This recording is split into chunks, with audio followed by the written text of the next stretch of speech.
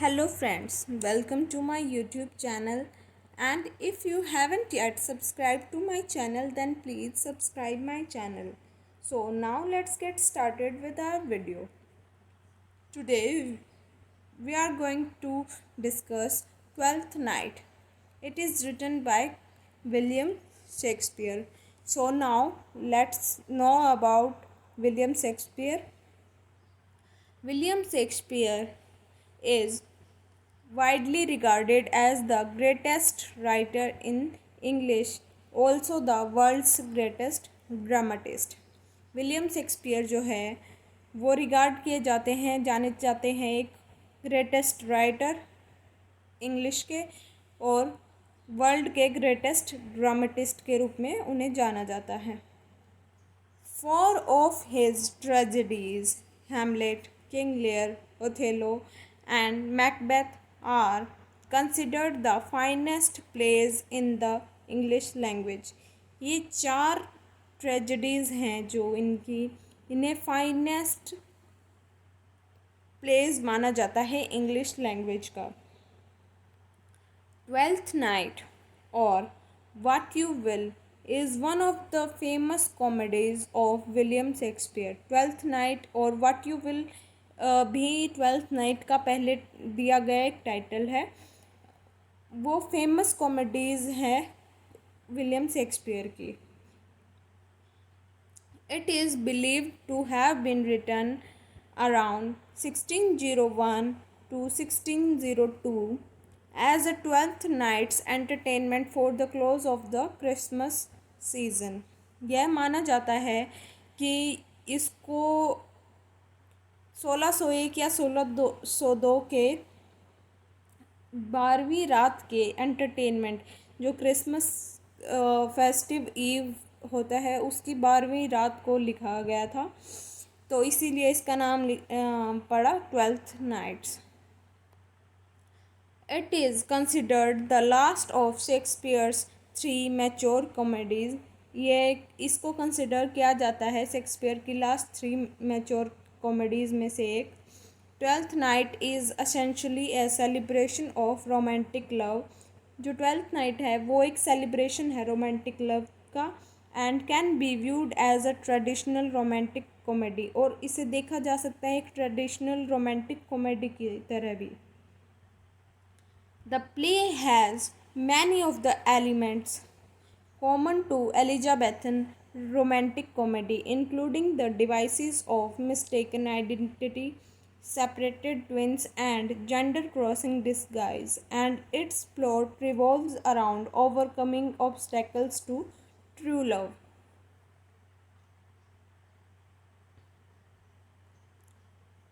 Brief summary of twelfth night. अब हम आपको ट्वेल्थ नाइट की ब्रीफ समरी बताएंगे इन Hindi. So now let's get started with our video in summary. So जो summary है वो शुरू होती है ड्यूक ओर्सिनो से. ड्यूक ओर्सिनो के बारे में बताया जाता है कि वो अपनी एक सुंदर लड़की से प्यार करता है जिसका नाम ओलिविया होता है, और ड्यूक ओर्सिनो अपना समय बिताता है गाने सुनने में और अपनी प्रेमिका ओलिविया के बारे में सोचने में. वो अपना प्यार व्यक्त नहीं कर पाता है ओलिविया के सामने क्योंकि वह अपने मरे हुए भाई के दुख में होती है और वह किसी का भी कोई प्रस्ताव सुनने को तैयार नहीं है. Olivia mourns for his dead brother. इसी बीच सागर के तूफान में एक जहाज डूब जाता है और उसमें वोएला जो होती है वह इल्यूरिया के तट पर पहुंच जाती है. उसे जहाज का कप्तान बचा लेता है और ओलिविया सरवाइव कर जाती है वो शिपरैक. फिर वो देखती है कि उसका जुड़वां भाई सेबेस्टियन वहाँ पर मौजूद नहीं होता है और वो सोच लेती है कि उसका भाई मर गया है उस शिपरैक में. वोएला उस अनजान देश में अपने आप को अकेला पाती है, तो जो कैप्टन होता है जहाज का वो वोयला को काम बताता है और वो ओलिविया के घर काम करने के लिए राजी हो जाती है। लेकिन कैप्टन उसे बताता है कि ओलिविया तो अपने मरे हुए भाई के शोक में है, इसलिए वह किसी से बात नहीं कर रही है। फिर वो उसे ड्यूक और सीनो के घर का काम बताता है। फिर ओलिविया राजी हो जाती है, सिजेरियो का भेष धारण कर लेती है, एक लड़के का भेष धारण कर लेती है और वो स्टार्ट कर देती है ड्यूक और सीनो के घर काम करना। जल्दी ही उनके ड्यूक और सीनो के क्लोज चली जाती है वोयला, जो कि सिजेरियो होती है।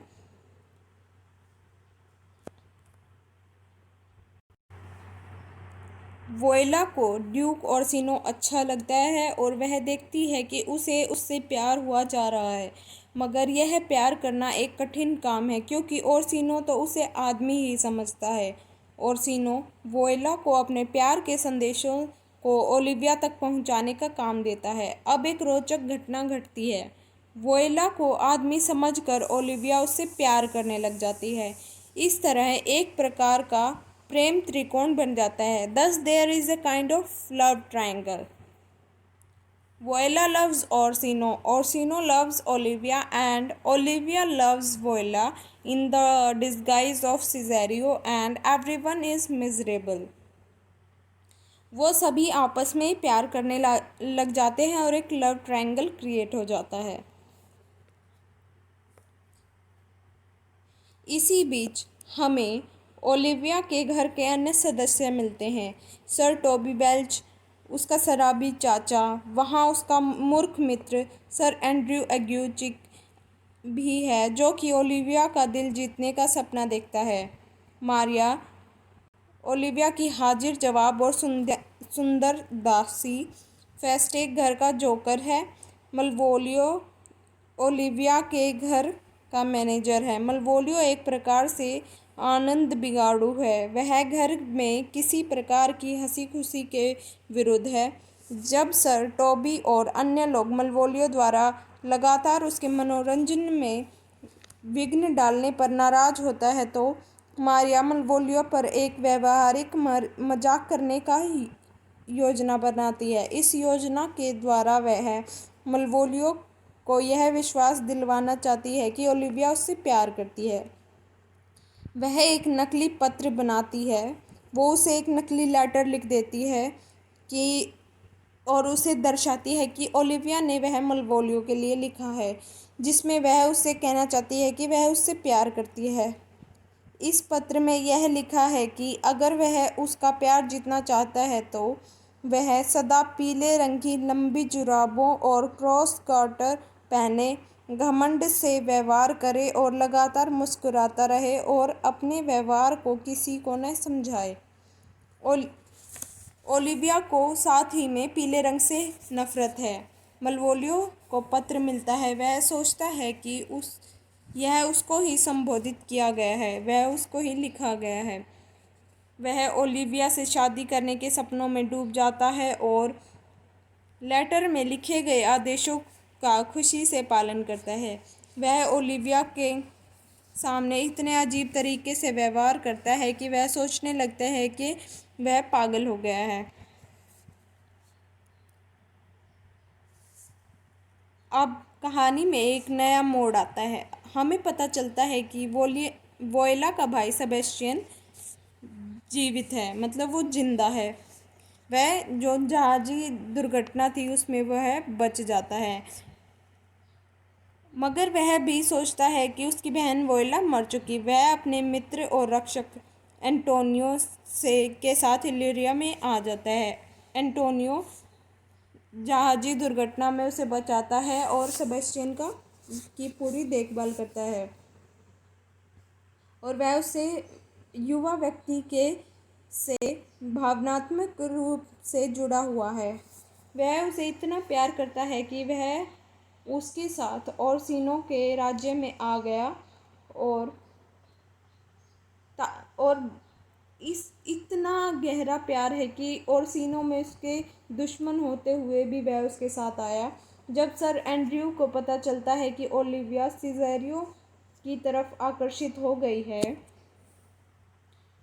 तो वह सिजेरियो को द्वंद्व युद्ध के लिए ललकारता है। वो उसे चैलेंज करता है एक युद्ध के लिए। सर टोबी देखता है कि यह द्वंद्व बहुत मनोरंजक होगा। वह सर एंड्रयू के द्वंद्व युद्ध के लिए और भी उकसाता है, उसे उकसाता है कि भाई हाँ तुम युद्ध करो उसके साथ। मगर सर एंड्रयू और सर टोबी ओलिविया के घर के बाहर सिजेरियो यानी वोयला का इंतज़ार कर रहे हैं तो सेबेस्टियन वहाँ आ जाता है। वह बिल्कुल भेष बदली हुई वोयला की तरह लगता है। क्योंकि वो ट्विंस थे इसलिए सेबेस्टियन को वोयला यानी सिजेरियो समझ लिया जाता है। एंड्रयू और सर टोबी सेबेस्टियन को सिजेरियो समझकर उस पर हमला कर देते हैं, मगर वह उन दोनों को पीट देता है। कौन पीट देता है? सेबेस्टियन उन दोनों को पीट देता है। शोर सुनकर ओलिविया बाहर आ जाती है। सेबेस्टियन को देखती है और सोचती है कि वह सिजेरियो है।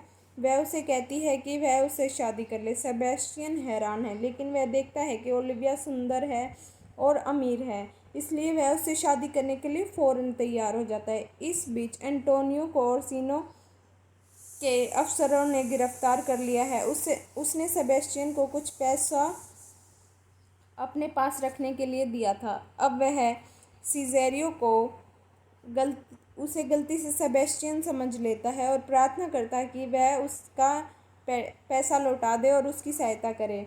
वोयला इस बात से इनकार कर देती है कि वह एंटोनियो को नहीं जानती।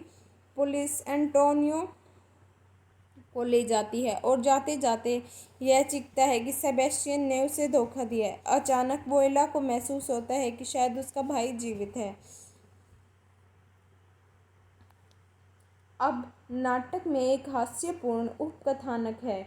ओलिविया के घर के हंसी खुशी मनाने वाले मस्खरों का समूह घोषणा कर देता है कि मलवोलियो पागल है।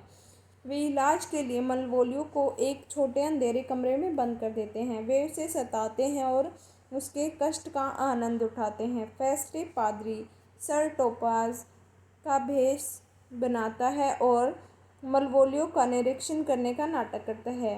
यद्यपि मलवोलियो इस बात का विरोध करता है, फिर भी फेस्टे घोषणा करता है कि वह सचमुच में पागल है। लेकिन सर टोबी फैसला करता है कि मजाक बहुत हो चुका है और वह मलवोलियो को इस बात की इजाज़त देता है कि वह ओलिविया को पत्र लिख सके। इन नाटक के अंत में वोयला अभी भी सिजेरियो के भेष में है। वह ओर्सिनो ओलिविया के घर जाते हैं। ओलिविया सिजेरियो को अपने पति के रूप में स्वागत करती है, क्योंकि वह उसे सेबेस्टियन समझती है जिससे उसने कुछ देर पहले ही शादी की थी। ओर्सिनो को बहुत गुस्सा आ जाता है, मगर उसी समय सेबेस्टियन भी वहां पर पहुंच जाता है।